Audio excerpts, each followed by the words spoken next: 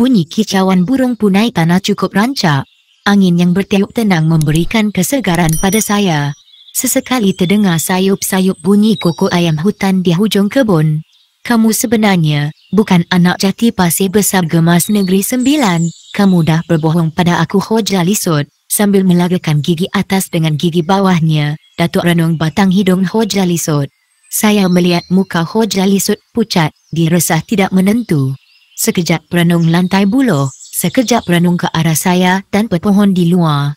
Apa yang dilakukan semuanya tidak kena. Aku maafkan, tapi hari ini kamu mesti berterus terang.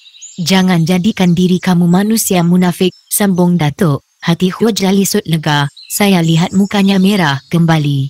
Sikap tidak tentu arahnya terhenti.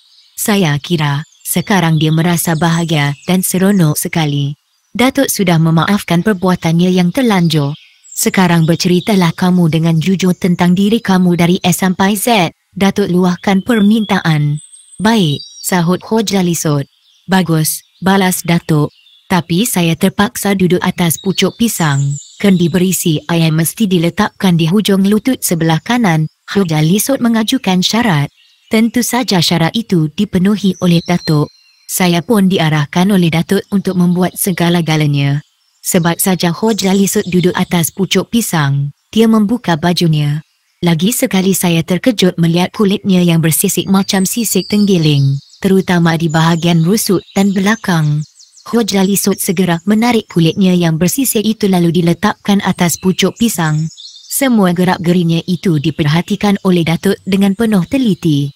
Saya lihat Hoja Lisut bergerak atas pucuk pisang macam tenggiling, merangkak. Pucuk pisang habis hancur. Kelakuan aneh itu berlangsung kira-kira 5 minit.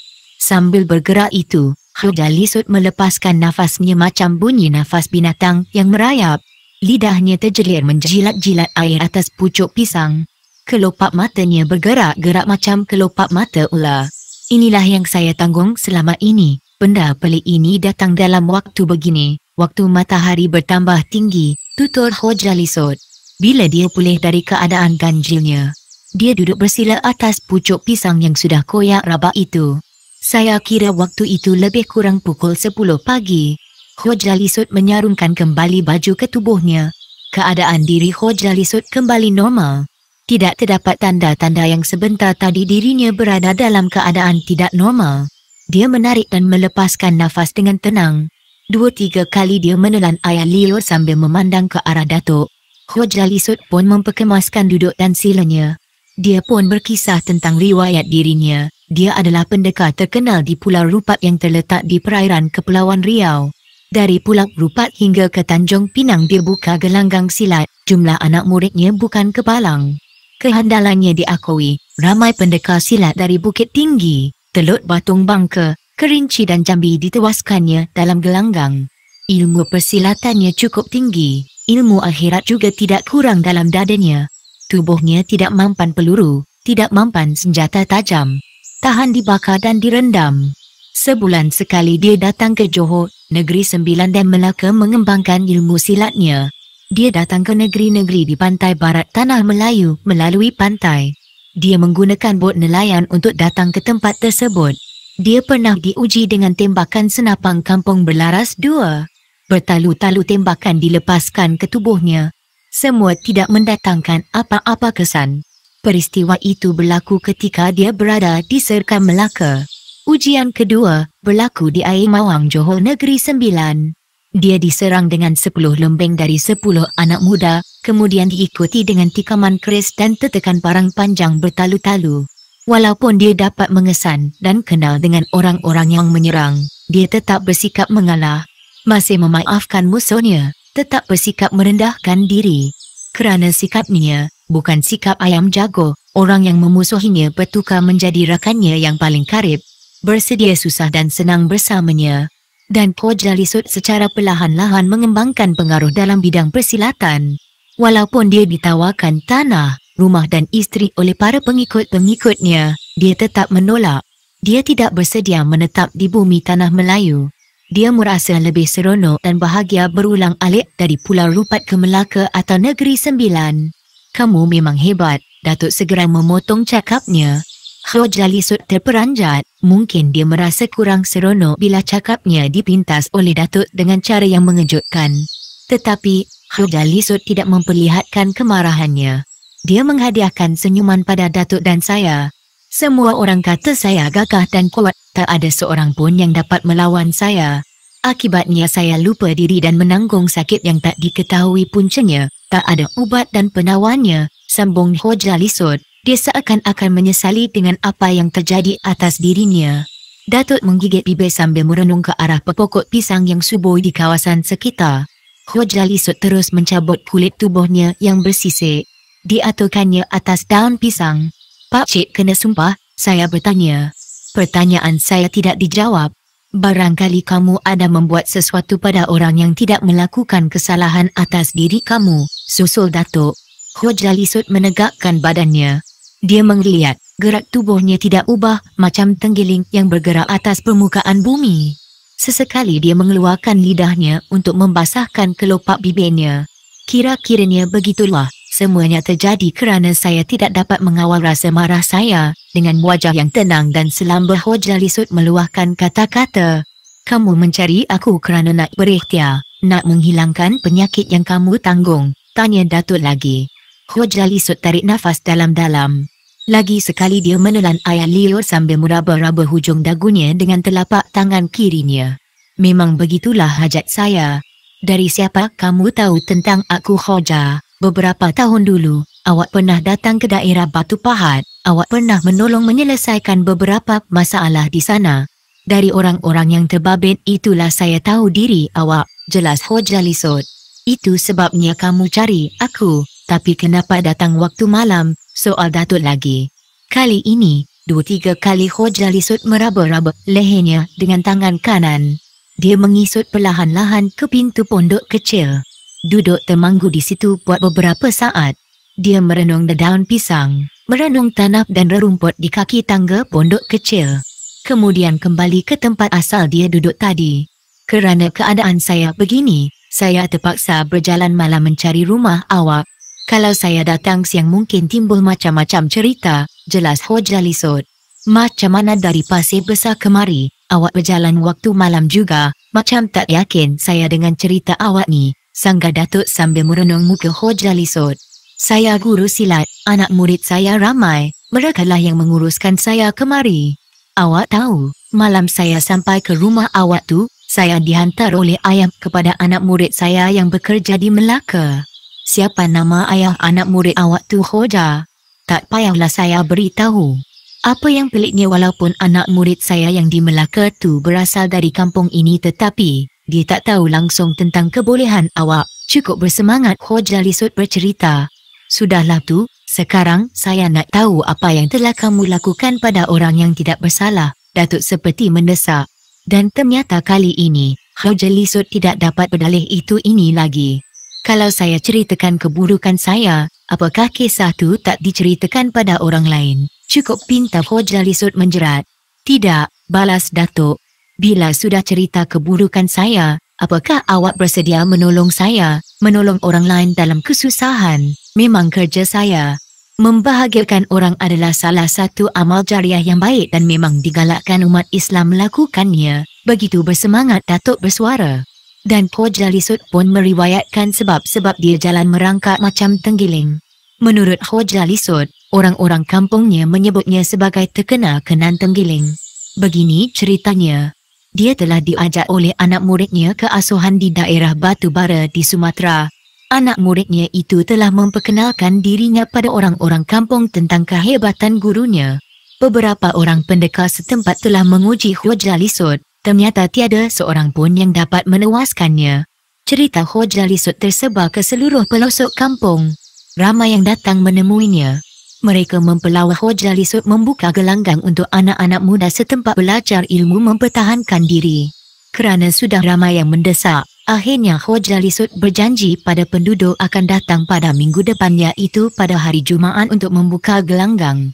Pada hari yang dijanjikan itu, Hoja Lisut bersama 2 orang kanannya yang tidak kurang handalnya pun sampai di asuhan. Bila semua anak muda berkumpul, Hoja Lisut pun memulakan upacara membuka gelanggang dengan jamuan makan pulut kuning yang disediakan oleh pihak yang mengundangnya. Setelah itu, Hoja Lisut meriwayatkan tentang ilmu persilatan yang diwarisinya itu. Hoja Lisut menyatakan pada penduduk setempat bahawa ilmu silat yang ada pada dirinya itu adalah silat yang diamalkan oleh Hang Jebat yang berdarah panas. Hoja Lisut menekankan juga Hang Jebat adalah anak jati Pulau Rupat dan berhijrah ke Melaka dalam usia 10 tahun lebih. Hang Jebat ke Melaka kerana mengikut ayahnya yang menjadi pedagang cengkeh dan lada. Di Melaka, Hang Jebat berkenalan dengan Hang Tuah serta beberapa orang lagi rakannya. Semasa menjadi Hulu Balang Melaka, Hang Jebat sering pulang ke Pulau Rupat dan menyebarkan ilmu silat kepada penduduk setempat. Salah seorang dari orang yang menuntut ilmu persilatan itu ialah moyang Hoja Lisut yang secara kebetulan mempunyai pertalian keluarga dengan Hang Jebat. Cerita yang dikatakan oleh Hoja Lisut membuat orang-orang setempat kian kagum pada dirinya. Lewat tengah hari barulah Hoja Lisut mengajar langkah pada anak-anak muda di situ. Lebih kurang baru belajar mengatur gerak dan petua terdengar bunyi tabur di masjid di palu orang. Hoja Lisut tidak ambil kisah tentang itu. Dia terus mengajar silat. Beberapa orang anak muda mula bergerak meninggalkan tempat belajar untuk menuju ke masjid. Pantang saya, kalau baru belajar mahu meninggalkan tempat, sergah Hoja Lisut terhadap anak-anak muda yang mula mahu meninggalkan gelanggang. Anak-anak muda itu membatalkan niat mereka mahu pergi ke masjid. Kembali ke tempat asal. Kiai lalu, terdengar suara dari beberapa orang anak muda yang duduk di bawah pohon ketapang. Tidak jauh dari tempat Hoja Lisut memberi penerangan tentang ilmu persilatannya.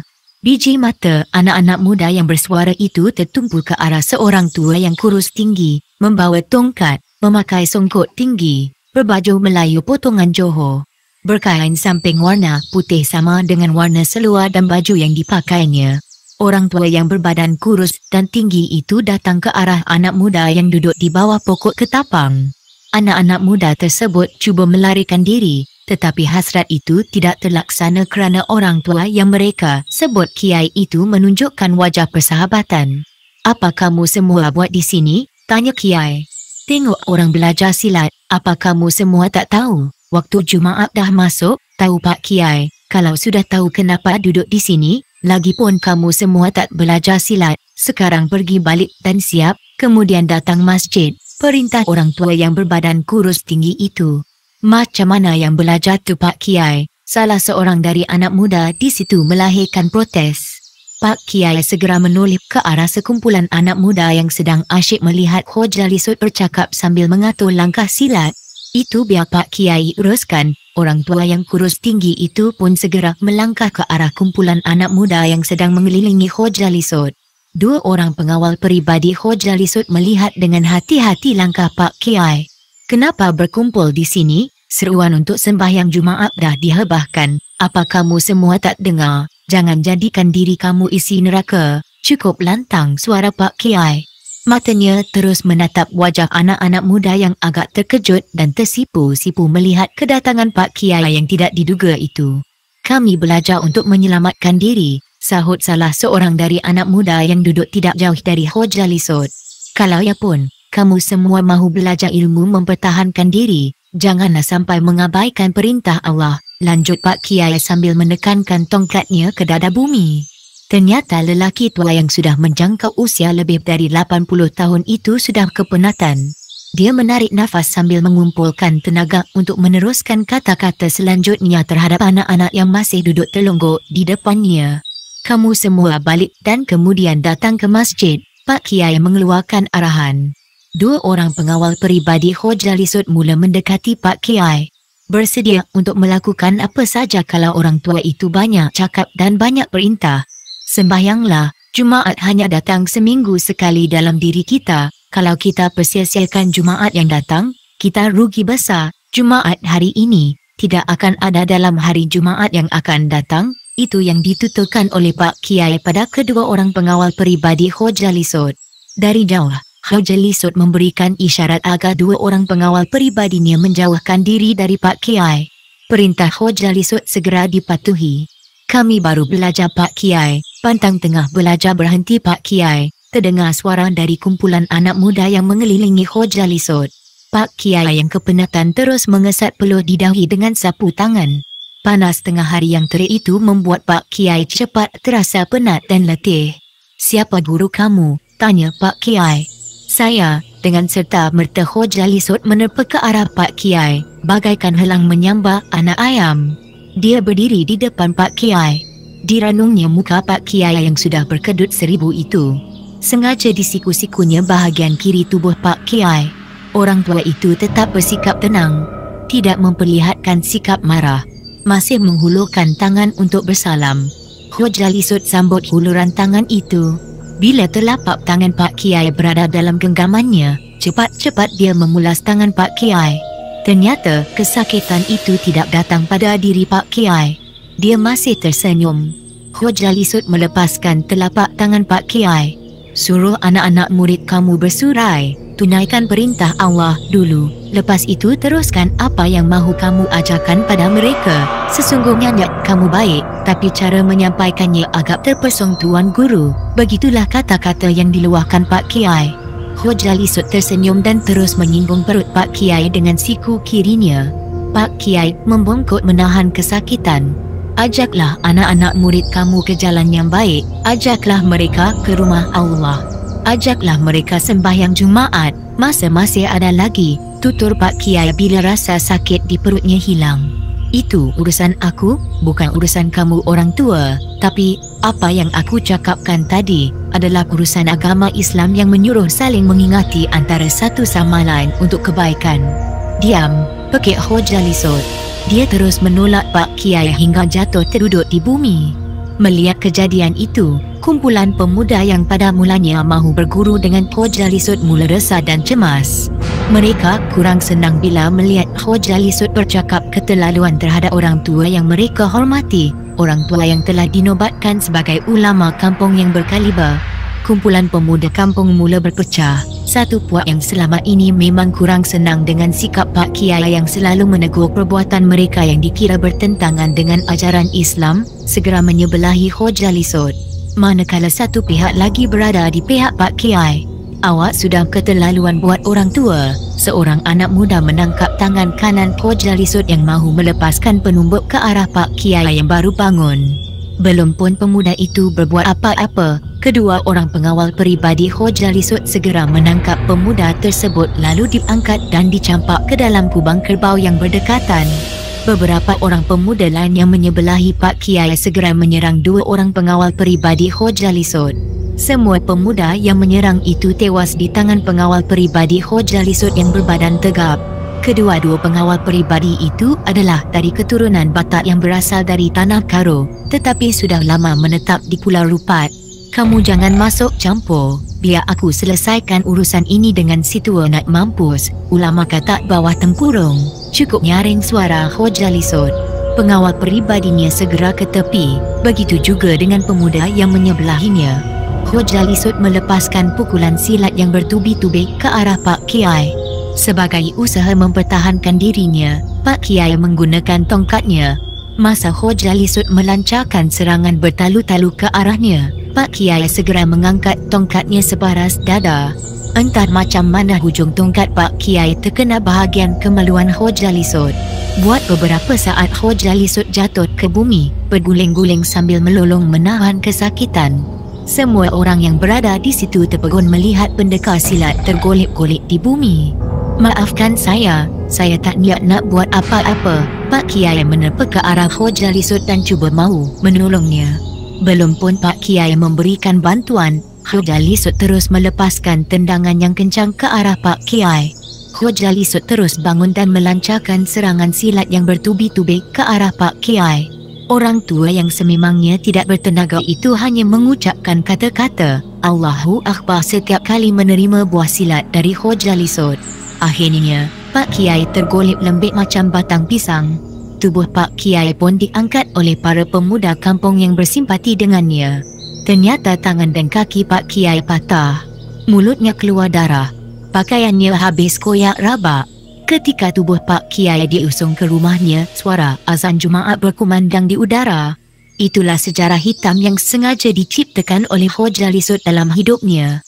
Dia berbuat demikian kerana merasakan dirinya tidak dapat dikalahkan oleh sesiapa pun. Dia berbangga kerana merasakan dalam dirinya mengalir darah Hang Jebat yang memang terkenal dengan perangai panas barannya. Setelah kejadian itu, saya batalkan ilmu silat sehingga ke Tanah Melayu. Pada suatu hari saya terasa pening.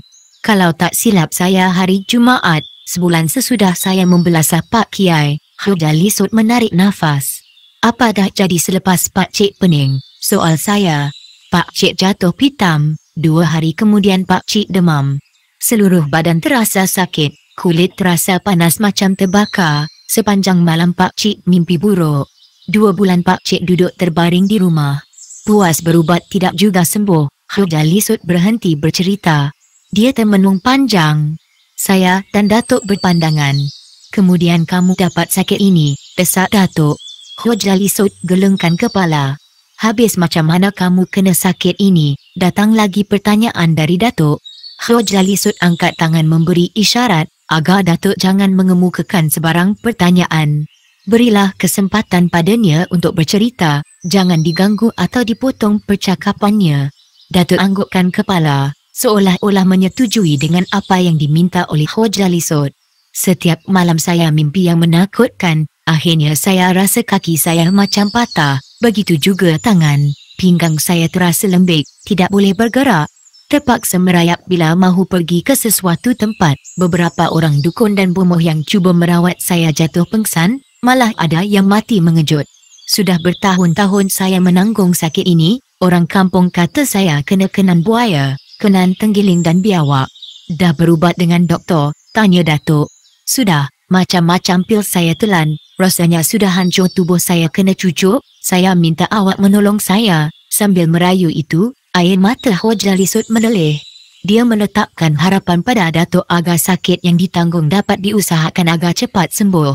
Kamu membuat aniaya pada orang alim. Inilah akibatnya, bisik Datuk ke telinga Hujali Sud. Wajah Hujali Sud tetap tenang mendengar khabar itu. Kamu mesti minta maaf padanya secara terbuka, sambung Datuk lagi.